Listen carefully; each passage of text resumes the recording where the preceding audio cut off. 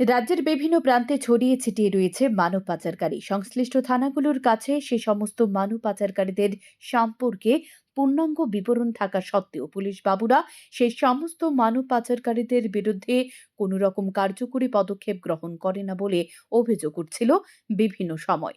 Police নাকি মোটা অঙ্কের অর্থের বিনিময়ে মানব পাচারকারীদের সঙ্গে রফা করে নেয়।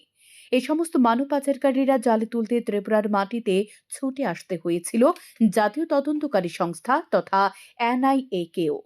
এবারে রোহিঙ্গা পাচারের আরও একটি চাঞ্চল্যকর তথ্য উঠে এলো প্রকাশ্যে। ঘটনা কমলাসাগর বিধানসভা কেন্দ্রের কৈয়াঢেপা এলাকায় রোহিঙ্গা পাচারের বাধা দেওয়ায় ঘরবাড়ি ছাড়া স্বামী ও স্ত্রী। কাজল শীল ও তার স্ত্রীর অভিযোগ, রোহিঙ্গা পাচারে বাধা দেওয়ায় তাদেরকে প্রাণে মারার জন্য পাচারকারীরা বন্দুক, দা, লাঠি সহ বহিরাগত গুন্ডাদেরকেও নাকি নিয়ে আসে এই এলাকায়, যার কারণে আজ তারা ৩ দিন ধরে ঘরবাড়ি ছাড়া। অভিযোগ, দুই রোহিঙ্গা পাচারকারী মিটন শীল এবং টুটন শীলের বিরুদ্ধে। টুটন শীল এবং মিটন শীলের নামে এই দুই অভিযুক্ত রোহিঙ্গা পাচারকারী কাজল শীলের স্ত্রীর স্বর্ণের অলংকার সহ নগদ ৭০,০০০ টাকা লুট করে নিয়ে যায় বলে অভিযোগ করেন কাজল শীলের স্ত্রী নিজে।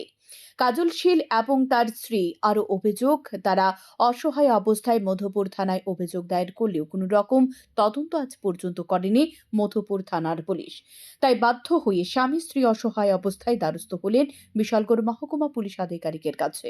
তারা তো রোহিঙ্গা সবসময় মোড়ার ভিতরে আইনা আমরা ডিস্টার্ব করে করার পরে আমার আরও 2টা বাসুর আসলো, হেরার অত্যাচারে বাড়ি ছাড়া হয়েছে।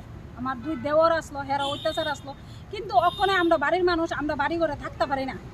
আমরা বাড়ি ঘর থেকে হেরা আজকাল 3 দিন হয়েছে বাড়ি ছাড়া, আমরা এর বাইর থাকতেছি, কিন্তু এখন পর্যন্ত মধুপুরের থানা কোনো পদক্ষেপ নিছে না। ওখানে আমার বর্তমানে আমার বাসুর আছে, বাসুরও যাইতেছে গা, কারণ তারা সাক্ষী দিছে, এ কারণে তারা দিতেছে না থাউনের লেগে।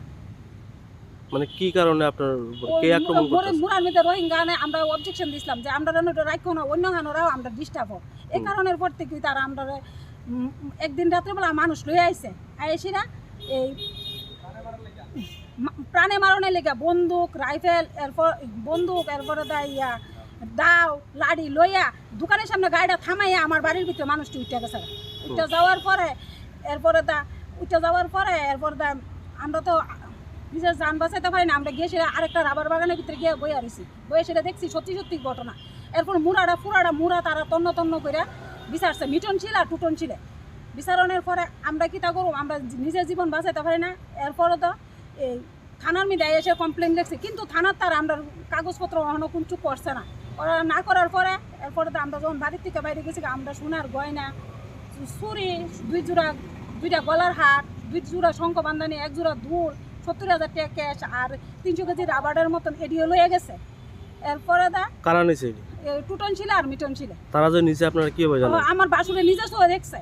মধুপুর থানার পুলিশের বিরুদ্ধে এর আগেও বহু অভিযোগ রয়েছে। থানা নিষ্কর্মা অফিসার তদন্ত করার দায়িত্ব থেকে নিজেকে দূরে সরিয়ে রাখতে থানার রেজিস্ট্রারে অভিযোগকারীদের অভিযোগপত্র লিপিবদ্ধ করে রাখতে চায় না বলেও বিভিন্ন সময় সরব হয়েছিল অভিযোগকারীরা। এবারে বিশালগড় মহকুমা পুলিশ আধিকারিক রোহিঙ্গা পাচারকারীদের বিরুদ্ধে কি ধরনের পদক্ষেপ গ্রহণ করে সেটাই দেখার। শান্তন টিভি।